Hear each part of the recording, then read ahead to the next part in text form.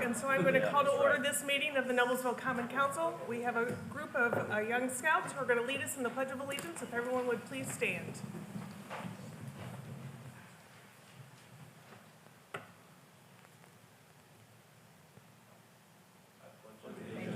To the flag of the United States of America and to the republic for which it stands, one nation, under God, indivisible, with liberty and justice for all.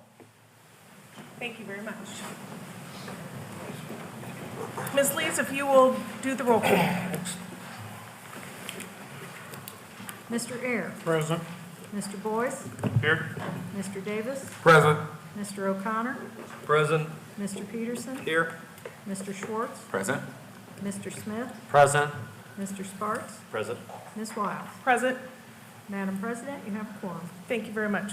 Before moving on with the agenda, I would like to just take a moment of silence to remember a gentleman who served the city of Noblesville for many, many years. Charlie Jones was the first African-American police officer in the city of Noblesville, and he recently passed away, and his funeral was actually yesterday. So if we could just have a moment of silence in memory of Charlie.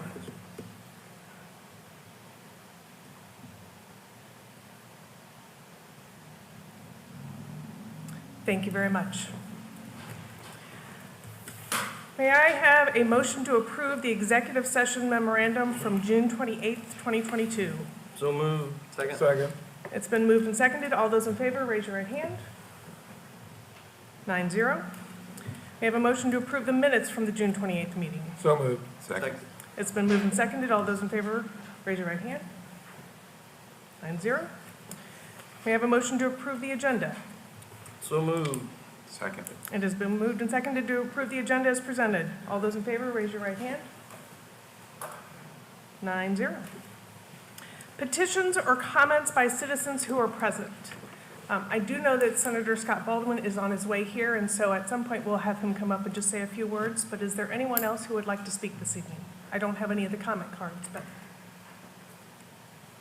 seeing no one come forward, we will move on to council committee reports, starting with Parks. Mr. Schwartz. Thanks, Madam President. The Parks Board met yesterday evening, had a brief meeting, but there was some great takeaways. In regards to golf, they had a record-setting June by quite a large amount.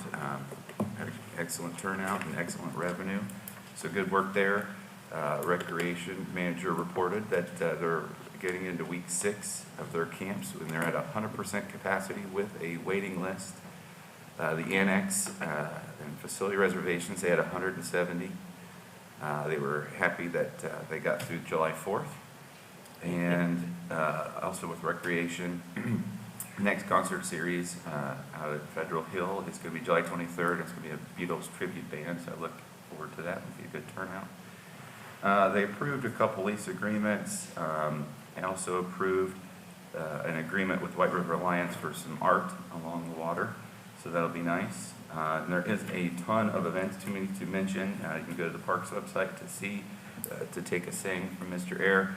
If you can't find something to do in Noblesville, you're not looking. So that's all I got. Thank you very much. Any questions of Mr. Schwartz? Moving on, we will, Mr. Air and the road committee. Dan Sparks, Ray O'Connor, Matt Light, Sarah Reed, Ali Krupski, Evan Lees, and myself met in roads committee on 7/1. If you haven't been out driving, then you're really missing a lot of asphalt and concrete work being done on our roads. So I'll highlight a little bit of this. Our 22 contract is going to take in some asphalt work in Whitcomb Ridge, River Run, and West Ridge. Those have been complete. They're working on north of Monument Street and Field Drive. I guess those have been complete also. I was up there today. The 22 contract that was awarded to Midwest Paving, that's going to be asphalt work around City Hall, Old Town, Maple, Cherry between 8th and 19th Street, and numbered cross streets. Alleys in southwest Old Town, Harriman Boulevard, 146 to Greenfield. That's likely to begin around July 5th, so that's passed. Willow Lake subdivision is going to be entirely paved. South Harbor, Elderberry Drive, Potter's Wood subdivision is going to be paved entirely. Our community crossing grant work in '23 will take in Allisonville Road from Summerwood to Wellington Parkway, Stony Ridge subdivision entirely, North Harbor subdivision partial, and the Howe Place subdivision. Hamilton County projects, 146 over Allisonville Road interchange. That's going to be interesting. That's going to take place starting in the winter of this year. And there'll be a closure of about 90 days down there. We'll keep you up to date on what's going on as that goes on. That is a county project. Both bridges over Greenfield Avenue between 10th and State Road 37. That's a summer '23 project. It'll probably go on about the same time as the Allisonville project, and that will take closures for those bridges to be rehabbed. 32, 38 roundabouts, Calumet's awarded that contract. We're anticipating closure on the south leg of 32, 38 from August 1st to August 30th. And that's right at the Riverview entrance. I think the hospital's gonna, and we're gonna set up as much signage as we can. There will be the current entrance that's off of John Nixon. And there is a way you can get down behind the shopping center on River Road and get to that, and get to the hospital. 37 and 186 reduced conflict intersection. That is going to take, they're going to let the contract in November, and the construction will be in '23. 38 in Bowden rehab. That's going to be a '23 bid opening. It'll be spring of '23. Pleasant Street, you're going to see some demolition take place. Looking for a groundbreaking in the fall. And demolition should have started, I guess, on July 5th. Stony Creek Trail, under State Road 37, Clover to Mercantile Boulevard will be a '23 construction. We're going to let the contract in '22. And I think that's about all I have. Thank you very much. Any questions, Mr. Eric, for anyone else on the Roads Committee?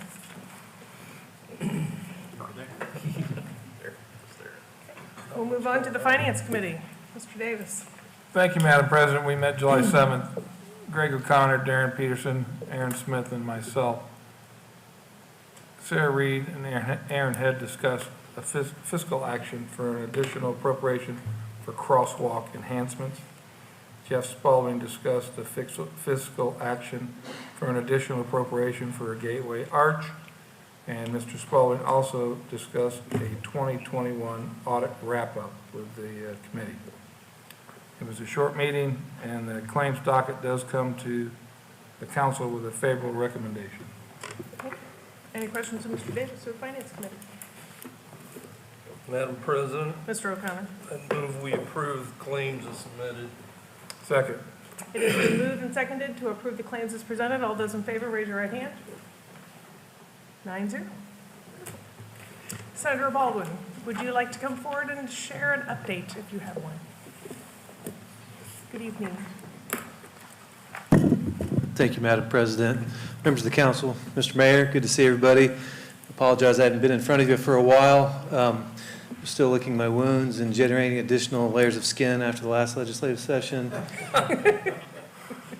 We're getting ready to head into another probably equally energetic session. Starts on July the 25th. I think we'll just gavel in that day. May not be a lot aside from the fanfare that you see. Expect to be a lot of folks at the State House expressing their opinions on the Roe v. Wade topic. I'll just caution everybody to sit back and wait on where that may land, and you may be surprised at the moderation of that topic. But we are going to listen to testimony. I myself invite all the citizens to send emails so I can hear from you. I'd love to hear what your positions are. We have done some polling. Not at liberty to share that just yet, but it is surprising. We're also going to address the governor has requested is considered a tax refund for what has been described as a surplus of funds that have been collected through sales tax and income tax. There's a lot of opinion about that as to what the right thing to do is, and so we're going to listen to testimony and consider things such as paying down the teacher's retirement fund so we can keep our powder dry as we head into, or maybe are already in, a depressed economy.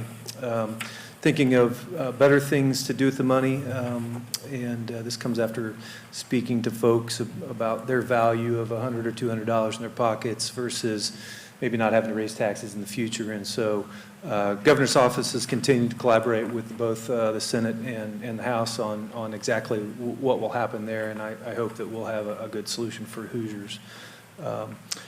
We don't anticipate legislation on any other topics during this special session. Probably meet for 2 to 3 weeks. I'll be happy to come in for any council meetings that happen during that time, give you an update, answer questions, and react to whatever comments you may have.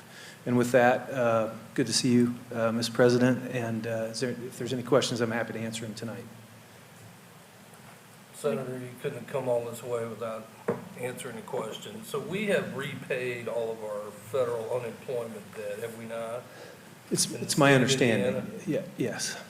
The several states have not, and then you get the windfall from the COVID dollars, and it's kind of interesting, but you said dry powder, so there's some potential dry powder if you need it. Well, you know, the governor's attempting to make decisions based upon his reaction to requests and outcry from folks who are suffering currently from the impact of gas pumps and that trickle down that happens everywhere else in our economy, loaf of bread, gallon of milk, and things like that. And so he's offered a solution, and I think he's open to listening to other solutions. Mr. Connor, I would say that, you know, from a business perspective, I look at what might be upwards of a $9 billion deficit or unfunded liability to the Teachers Retirement Fund with a $6 million cash on hand. View it as a balance sheet. To me, that sounds like a $3 billion deficit. And so that's a business guy's view of it. That's not government's view of it. And so somewhere in the middle, I hope, is where we meet. But I think we'll listen to testimony again from those who are probably smarter than you and I from a fiscal standpoint and try to make a good decision. Thanks. Any other questions of the senator? Not a question, just thank you very much for coming, keeping us updated, appreciate it. It's Yeah. nice. Thanks for allowing me to speak. Good to see you all. Thank you very much. Thank you. Okay. We will move on to previously discussed ordinances. Council to consider ordinance number 31-05-22, an ordinance of the City of Noblesville, Indiana, providing for redistricting in compliance with Indiana Code 36-4-6-3. Mr. Unger, good evening.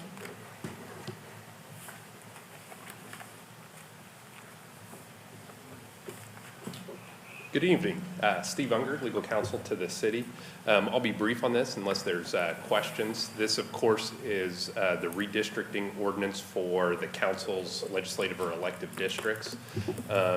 Just as a refresher for those who may not have been here in the past, this is a constitutional and statutory requirement that the city redistrict every 10 years after the federal decennial census, which just occurred in 2020. The city's required to redistrict or review and reconsider and redistrict its legislative districts in 2022. So that's what this ordinance is. This is, you guys introduced this, I believe, 2 months ago. The map has been available to the city, and has been available online, I believe. And this map complies with the statutory and constitutional requirements that the city's required to undergo. So we'd ask that you adopt it on final approval tonight. Thank you. Any questions of Mr. Unger? I will just say that I know that we've introduced this several months ago and provided an opportunity for public comment and feedback, and I have not received a single question regarding it. So I believe from the public's perspective, we are good to go. So I don't think I can make a motion though. Madam President, Mr. Smith. I move to approve ordinance number 31-05-22. Second. It has been moved and seconded to approve ordinance number 31-05-22 31-05-22 as presented. This is a roll call vote. Ms. Lees? Mr. Aaron, Aye. Mr. Boyce, Aye. Mr. Davis, Aye. Mr. O'Connor, Aye. Mr. Peterson, Aye. Mr. Schwartz, Aye. Mr. Smith, Aye. Mr. Sparks, Aye. Ms. Wiles. Aye. 9 ayes, 0 nay, the ordinance is approved. Thank you. Thank you very much. Moving on to new ordinances for discussion. Council to consider ordinance number 43-07-22, an ordinance approving additional appropriations in the Downtown Development Fund for crosswalk enhancements and establishing a public hearing. Mr. Spalding. Move to introduce. Second. Madam President, members of the council, Jeff Spalding, CFO and Controller, and the technical fiscal aspects of this ordinance in front of you, as referenced, is it's an additional appropriation from the Downtown Development Fund, and a bit of the background as to why there's money available in the fund to appropriate is the council several years ago established this fund, committed $500,000 a year to this purpose. That money has been, dutifully deposited into the fund every year, and then, decisions are made about which projects to pay for out of the fund. And over that time, since it was established, there has been an unspent balance that has built up in the fund, money spent every year, and this is tapping that unspent balance to still direct to work on a project downtown. And there are other people here that can talk a little bit more about the enhanced crosswalks, but that's the fiscal action that is being introduced tonight. Any questions of Mr. Spalding? We do need to establish a public hearing at our next meeting. Madam President, Mr. Smith? I move that we establish a public hearing for ordinance number 43-07-22 at our next regular meeting. Second. It has been moved and seconded to establish a public hearing at our next regular meeting for ordinance 43-07-22. All those in favor, raise your right hand. 9-0. Thank you. Thank you very much. The next item on the agenda is number 44-07-22. We are going to postpone all actions related to that item until our next meeting. So, Madam President, Mr. Smith. I move that we postpone ordinance number 44-07-22 to our next regular meeting. Second. It has been moved and seconded to postpone ordinance 44-07-22 to the next meeting. All those in favor, raise your right hand. Thank you very much. Council to consider ordinance number 45-07-22, an ordinance annexing approximately 63 acres north of 171st Street, south of the Midland Trace Trail, east of Mill Creek Road, and west of Willowview Road, known as Midland Overlook Plan Development in Noblesville Township, and establishing a public hearing and resolution RC-35-22, adopting a fiscal plan. Move to introduce. Second. Mr. Unger, good evening. Good evening again. Steve Unger again, legal counsel to the city. I'm going to talk a little bit longer on this one. Also here tonight is Joyce Ann Yelton, who can answer questions as well about the annexation process. And then also Greg Garataz from Financial Services Group. Financial Solutions Group, thank you, who prepared the fiscal plan for this annexation. So he's here to answer some questions as well. There's three items, three things we want to accomplish tonight. And I'll kind of hit those and then talk about just this different annexation process, maybe compared to what you are used to in the past. There's the ordinance, the annexation ordinance itself. All we're going to do tonight is introduce that. There then is the fiscal plan resolution, which adopts the fiscal plan. We're asking you to adopt that tonight, which is required to go to the next step, which is to publish notice, provide notice to property owners, and hold the public hearing. We're asking you to set the public hearing for your September 27th council meeting. So I know generally the city has in the past only done what we call super voluntary annexations, which are annexations that are petitioned for by the property owner. This one's a little different in that when this development came before the city back in 2019, you actually couldn't annex. There's a statutory prohibition against annexing in the year before the census. So in 2019, the city couldn't do the annexation, but approved the development with the understanding and a waiver from the developer that the city would be able to annex the property in the future. Well, a waiver is not the same thing as a petition for annexation. And so that kind of kicks us into the full annexation process, not the, what I call the super voluntary annexation process. And we've kind of gone through the first phase already, which is public outreach meetings. The city published notice, sent notice to all of the property owners in the proposed annexation area, which is on the map. Everybody received notice, and the city held 6 public information meetings back in June where people had an opportunity to come and ask questions, see maps, see a draft of the fiscal plan, see the potential tax impact as a result of annexation. So we've completed that. The next step is, the next phase is consideration of the annexation itself. That's going to take 3 meetings. First, the introduction, adoption of the fiscal plan.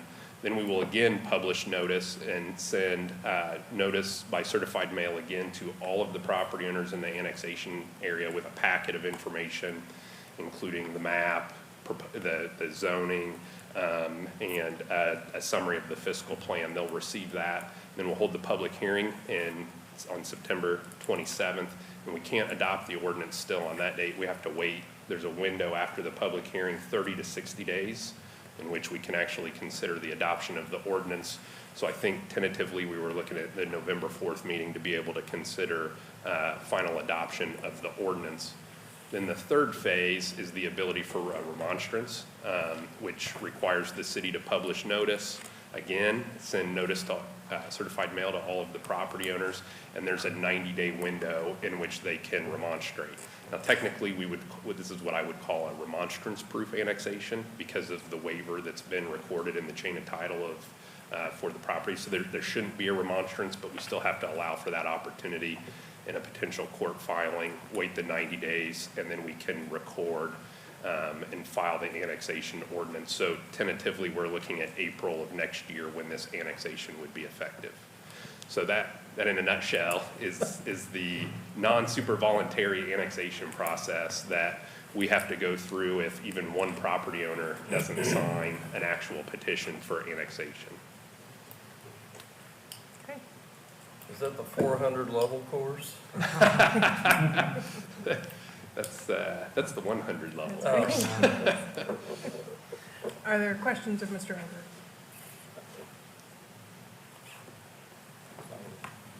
Do we want to discuss the fiscal plan at this time? Or are there items associated with that? The main thing is we need you to adopt the resolution tonight because we need to adopt the fiscal plan before we send the notices for the public hearing. So it is something. Set the public hearing tonight, right? No, there is, the public hearing is not tonight. No, But instead, we we'll need to set the public hearing. Yes, correct, I'm Right. sorry, yes. And set the public hearing, correct. And we certainly, if there's issues or concerns with the fiscal plan, I mean, I've worked with Greg before, he knows how to prepare a fiscal plan, we've reviewed it, Joyce Ann's reviewed it, we've had any revisions that we thought needed to be made have been made, but we can certainly amend it later on in the process as well. Any questions? Madam President, Mr. Smith? I move that we establish a public hearing for ordinance number 45-07-22 at our September 27th meeting. Second. It has been moved and seconded to establish a public hearing for ordinance number 45-07-22 at our September 27th meeting. All those in favor, raise your right hand. 9-0. Thank you. Madam President, Mr. Smith? I move to approve resolution RC-35-22. Second. It has been moved and seconded to approve resolution RC-35-22 as presented. All those in favor, raise your right hand. 9-0. Thank you very much. Thank you. Council to consider ordinance number 46-07-22, an ordinance changing the zoning district from residential to downtown for approximately .6 acres at 1094 Connor Street. Move to introduce. Second. Ms. Shelton?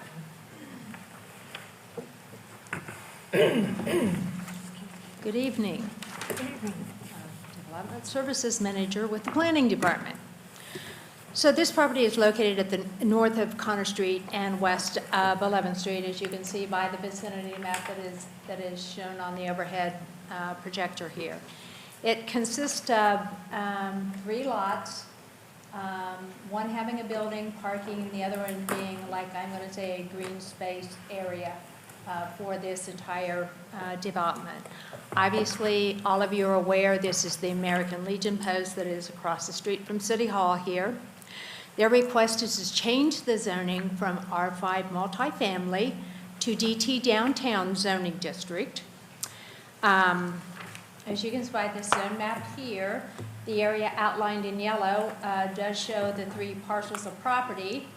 Anything that you see in red is currently zoned downtown. Anything that is in the brown is R5 multifamily. The darker pink area here is also a business zoning district of general business. The R5 zoning district basically permits residential multifamily type uses and government uses, some government uses. The downtown zoning district would allow, is usually established, because it's adjacent to the downtown core. And it would include such uses as a residential mixed use. It could include a single-family home, government uses, office uses, retail sales, museum, hotel, a health fitness facility, restaurants, bars, financial institutions, professional and technical services. As you can see by the zoning map, there are different zoning districts. The one across the street here, which is City Hall, that is a downtown with a government use overlay on it. So that is basically what we do for all of those governmental uses that we have, whether it be county, city, schools, go through that same GUO process. The American Legion, by our definition, would be considered a private club. And as a private club, it is what we would consider a non-conforming use in the R5 zoning district. They have been there since the 90s, the early 90s, have occupied that particular area. We received no correspondence on this or telephone calls. A public hearing was held at the Plan Commission meeting, and it was sent forward to the council with a favorable recommendation for adoption by a 7 yes, 0 no vote. With that, I will ask if you have any questions of staff. There is a representative from the American Legion here, should you have any questions. Any questions of staff? Any questions of the representative from the Legion? Okay. We'll see you in 2 weeks. Thank you very much. You're welcome. Thank you for coming, though.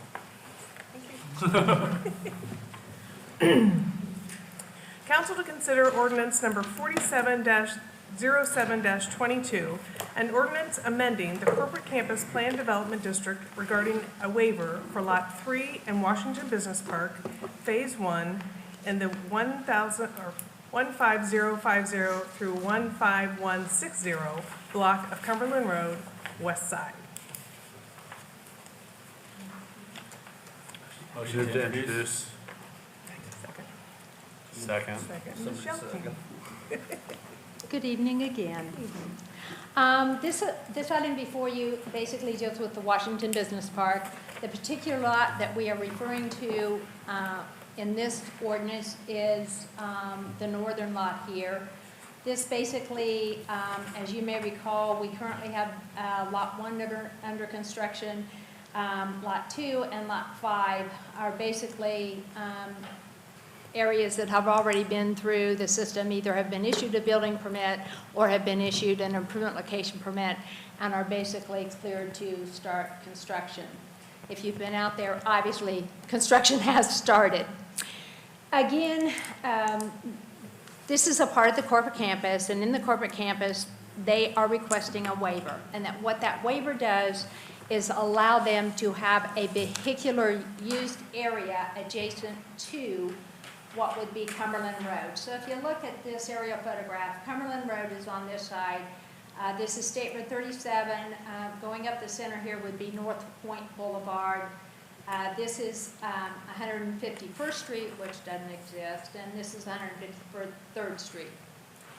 So basically, with the layout of this building, you can see that all of the hatched area here is area that is vehicular used areas. And basically, from the front of this building out to the property line, based on the ordinance, they cannot have a vehicular used area there. Some of this vehicular used area is required for, public safety, whether it be a fire engine that has to get there. This gives them an opportunity to get around the entire building. Again, a public hearing was held at the Plan Commission. It was sent forward with a favorable recommendation for adoption by 6 in favor and one abstention. And there are representatives in the audience regarding this particular application. Questions of staff, Mr. Boyce? So, I think I'm 90% sure I understand, but there is no parking or anything on that side of the location being asked for. It's just to be able to drive around that far. There's no parking. Yeah. It is simply a drive aisle area, to get around the entire building. Parking is here along basically 151st Street. The north and south side. Yes. Thank you. Other questions of staff? Any questions for the presenter, petitioner?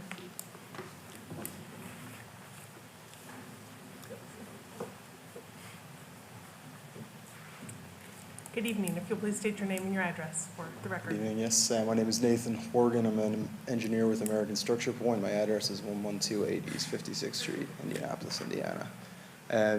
Joyce Ann did a great job of representing this waiver request. In addition, one thing we didn't get to her in time was we would like to request that you consider reading the first and second reading of this project together tonight, or consider waiving the rules, just to save time and avoid coming back here on the 26th.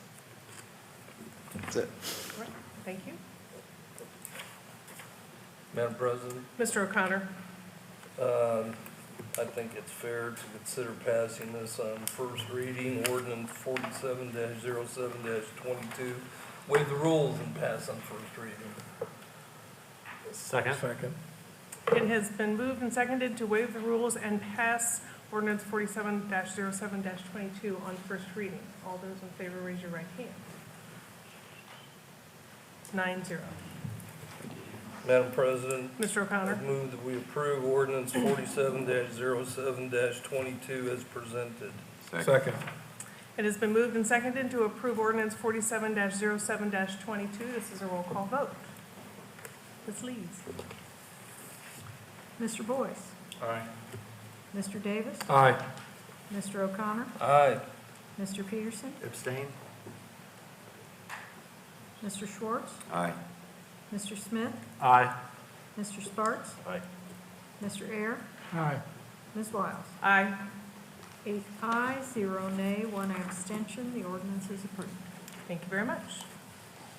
Next item is council to consider ordinance number 48-07-22, an ordinance amending the corporate campus plan development district regarding waivers for Lot A in Washington Business Park Phase 2 and the 9600 to 9700 block of East 153rd Street, North Side.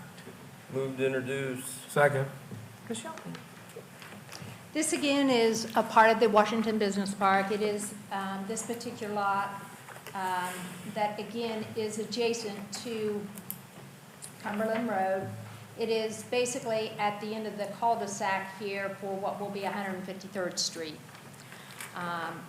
This is basically their layout.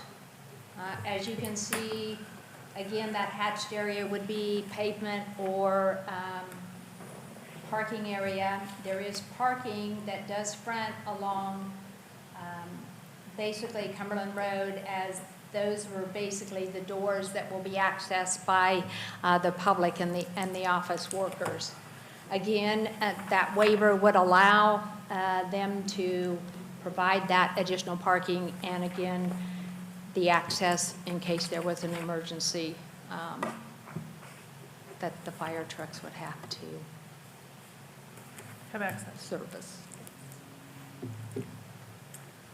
Again, we did have a public hearing. The Plan Commission did send this forward with a 7-0 vote. Any And questions? again, the applicant is present. Mr. I O'Connor? don't know if this would be for Nathan or Joyce Ann, but there's mounding or berming there, isn't there? Or will be? On the east side? Yeah, along there. Along. There is no planned berm along that front. They're not, the ordinance doesn't require mounding. There obviously will be landscaping, Right. Adjacent to the area, but mounding is not required. I mean, All the this, truck docks are internal, so Yeah. that's fine. yeah, the truck docks are on the west side of the building.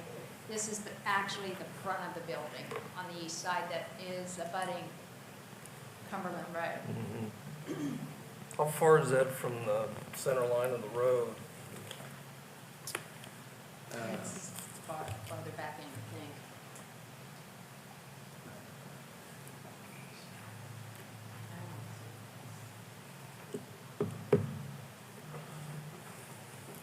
I know that the setback is 70 feet, Yeah. and I can't remember exactly, I think it's a 90-foot half right-of-way. So it would be over 100 feet back from the center line. Okay. I assume you'd want to pass this on first reading as well, since we did the other one. Madam President, Mr. O'Connor? I would move we waive the rules and pass ordinance 48-07-22 on first reading. Second. It has been moved and seconded to waive the rules and pass ordinance number 48-07-22 on first reading. All those in favor, raise your right hand. 9-0. Madam President, Mr. O'Connor? I move we approve ordinance 48-07-22 as presented. Second. It has been moved and seconded to approve ordinance number 48-07-22 as presented. This is a roll call vote. Please. Mr. Davis? Aye. Mr. O'Connor? Aye. Mr. Peterson? Abstain? Mr. Schwartz? Aye. Mr. Smith? Aye. Mr. Sparks? Aye. Mr. Ayer? Aye. Mr. Boyce? Aye. Ms. Wiles? Aye. 8 ayes, 0 nay, 1 abstention. The ordinance is approved. Thank you very much. Council to consider ordinance number 49-07-22, an ordinance changing the land use category and sub-district category for approximately 17.42 acres in the corporate campus plan development district, and a cut and fill for the flood hazard district south of East 141st Street and west of Brook School Road. Move then to I would- introduce. And I'm also going to introduce the next, I need a second. Second. We will also introduce ordinance, council to consider ordinance number 50-07-22, an ordinance adopting a preliminary development plan, an ordinance within the corporate campus plan development district for approximately 17.42 acres south of East 141st Street and west of Brook School Road. Move to introduce. Second. Ms. Shelton? The item before you is the approximately 17 acres that, again, is located south of 141st Street and basically along Brook School Road. It is a part of the Hyde Park overall development.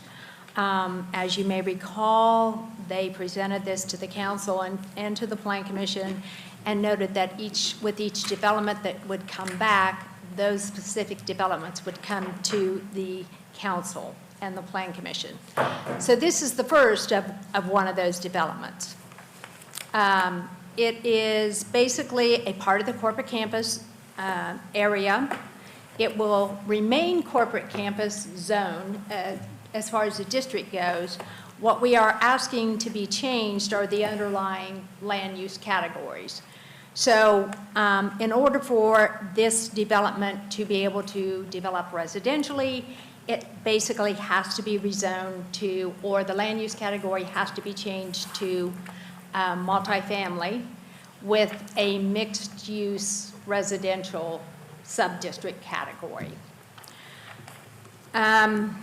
With that being said, if you look at the zoning map here, most of this area is obviously a part of the corporate campus. The area that you see here outlined in red shows it currently as commercial. And again, we're asking that it be, the land use be changed to multifamily. And there is a little bit of what is floodplain there. However, that flood hazard district is not being impacted. They are proposing most of it is multifamily dwellings. There are 5 buildings that contain attached dwellings, so in other words, it's 2 units, and there are 2 units that are actually single buildings containing 1 unit. Again, as you may recall, the change of the land use category change would allow this particular development. They have proposed also to have a clubhouse that includes a pool area. They have an outdoor grilling area. There's a dog wash area. There's neighborhood green space, or passive areas for open space areas. The maximum density for this development is 14 units an acre. However, it could be up to 20 units an acre. Internal roadways are all private. Parking has been provided for not only the units themselves based on the bedroom count, but also they have provided additional parking for visitors. There will be 2 ingress-egress points to this development, one coming from the south, which is basically along Brook School Road, the other one that will eventually, that will be off of 141st Street. Again, this is a total of roughly 358 units. There were several waivers that were basically requested. Some of the waivers had to do with the minimum lot area for single family and attached single family and multifamily. There's a lot that has no individual lot widths for each building. So this is one of those things, because of the type of development, waivers are required because our ordinance doesn't address, one big area, having one big development, having different types of residential uses. So again, a lot of the waivers that were sought, had to be sought because of the way the ordinance is currently set forth. They also had a waiver from the maximum permitted floor area for each dwelling unit. There were setbacks for identification and subdivision signs from the right-of-way. There was a reduction in the minimum floor area for the single family. There was a reduction in the peripheral buffer yard as per the submitted development plan. There was an increase in the size of the ground sign at 141st Street and Brook School Road. There was additional blade signs and building mounted signage, which was also requested. There was a reduction, or what I'm going to say is a reallocation of landscaping areas, including the building-based landscaping, parking lot landscaping, peripheral buffer yard areas. The ARB did review and approve elevations. I'm going to quickly just show you some of the elevations of the different types of buildings that are being proposed. That basically, this area again will be known as the Flats and Towns, Hyde Park. This is another elevation, a different type of structure.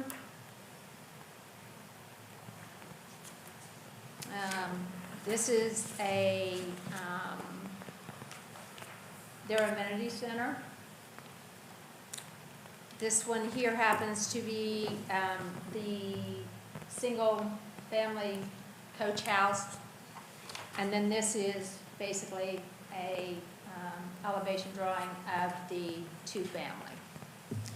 Again, all of those elevations were approved by the Architectural Review Board and basically have been sent forward.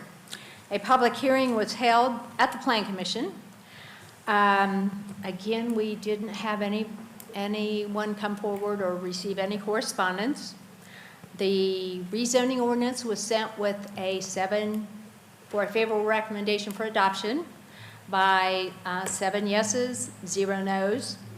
The PD overlay, or the preliminary development plan, was sent forward with 6 yeses and 1 opposed, but was sent with a favorable recommendation for adoption. With that, I will ask if you have any questions of staff. The one other thing that I will show you is their conceptual sign package. And again, I think the council and the ARB, again, has seen this package. The ARB did ask them to make some amendments, which they did. With that, again, I'll ask if you have any questions of staff. Any questions of Ms. Shelby?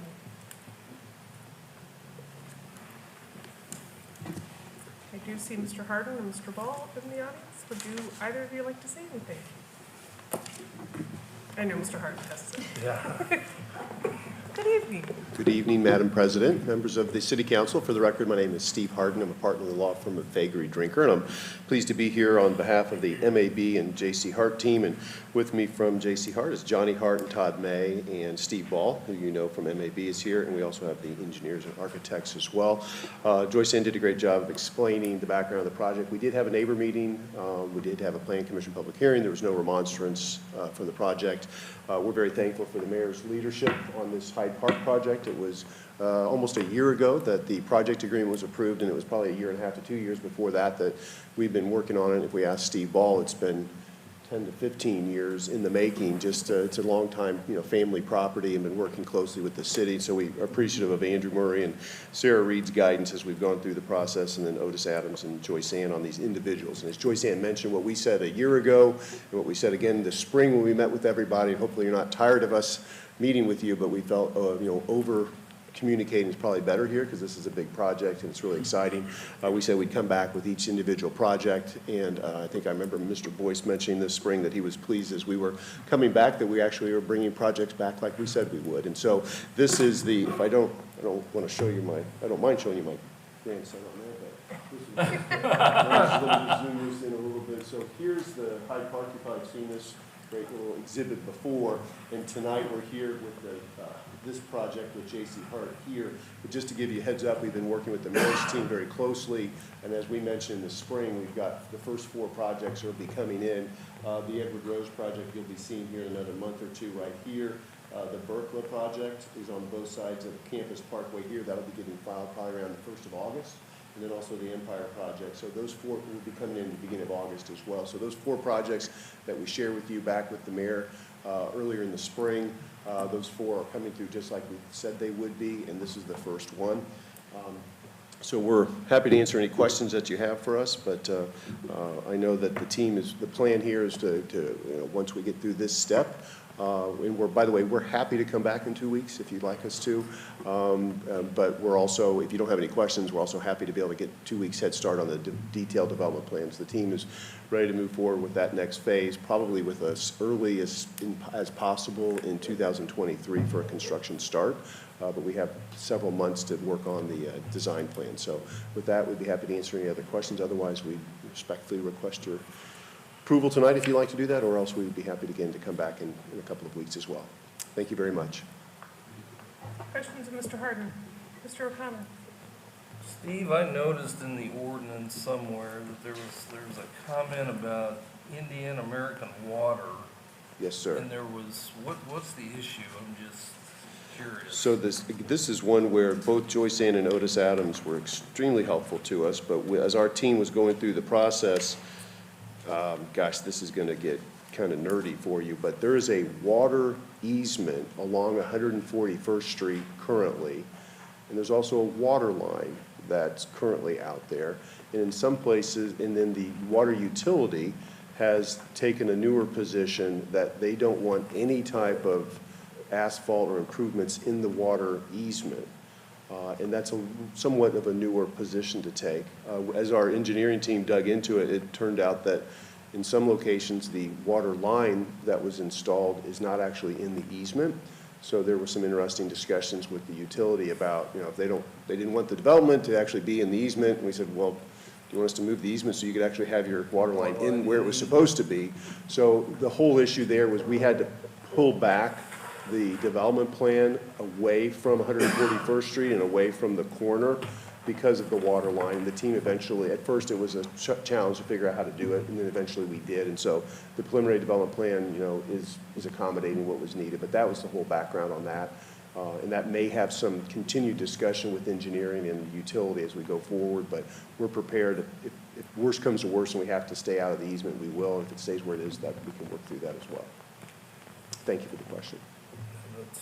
And again, this was a great example of the collaboration that the mayor has, encouraged us to have with the staff. They were all over it. The engineering department and planning were very well aware of what it was and tried to give us some good suggestions and help through the process, so we're very thankful of that.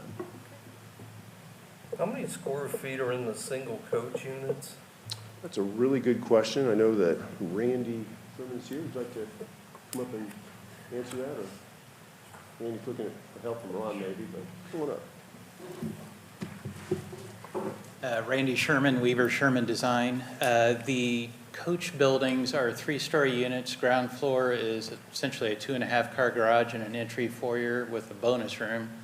The main floor is living, and then the top floor is 3 bedrooms, 2 bathrooms. So total square footage finished is about 1,650 feet. Sizable, okay, thank you. Yep, No, I thank you. just couldn't remember. It's been a while. Any other questions of Mr. Hartman? Would you do this separately? Yes. Okay. Madam President, Mr. Smith? I move that we waive the rules and pass ordinance number 49-07-22 on first reading. Second. It has been moved and seconded to approve ordinance number 49-07-22 to waive the rules and pass it on first reading. All those in favor, raise your right hand. 9-0. Madam President, Mr. Smith? I move to approve ordinance number 49-07-22. Second. It has been moved and seconded to approve ordinance number 49-07-22 as presented. This is a roll call vote. Ms. Lees? Mr. O'Connor? Aye. Mr. Peterson? Aye. Mr. Schwartz? Aye. Mr. Smith? Aye. Mr. Sparks? Mr. Ayer? Aye. Mr. Boyce? Aye. Mr. Davis? Aye. Ms. Wiles? Aye. 9 ayes, 0 nay, the ordinance is approved. Madam President, Mr. O'Connor? I would move that we waive the rules and pass ordinance 50-07-22 on first reading. Second. It has been moved and seconded to waive the rules and pass ordinance 50-07-22 on first reading. All those in favor, raise your right hand. 9-0. Madam President, Mr. O'Connor? I move we approve ordinance 50-07-22 as presented. Second. It has been moved and seconded to approve ordinance number 50-07-22 as presented. This is a roll call vote. Please. Mr. Peterson? Aye. Mr. Schwartz? Aye. Mr. Smith? Aye. Mr. Sparks? Aye. Mr. Ayer? Aye. Mr. Boyce? Aye. Mr. Davis? Aye. Mr. O'Connor? Aye. Ms. Wiles? Aye. 9 ayes, 0 nay, the ordinance is approved. Thank you very much. Next item is council comments.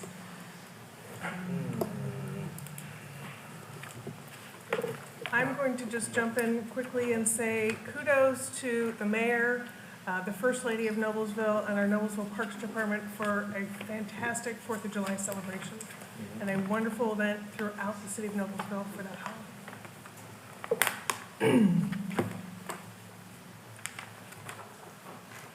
Hearing no other comments, we are adjourned.